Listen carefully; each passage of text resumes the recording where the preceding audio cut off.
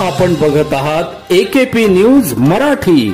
आपला आवाज आपली ताकद। सबस्क्राइब करा, शेअर करा, लाईक करा। AKP news Marathi.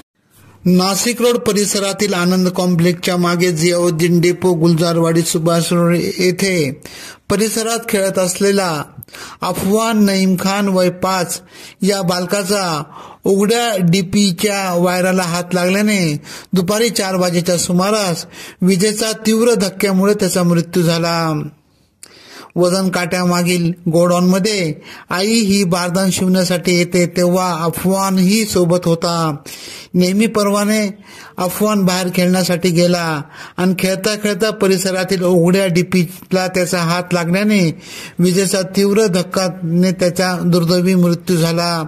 या घटनेमुळे परिसरातील नागरिकांनी हळहळ व्यक्त केली असून अत्यंत गरीब कुटुंब असलेल्या अफवानचे वडील हे पेंटिंगचे काम करतात तर आई बारदान शिवण्याचे काम करते।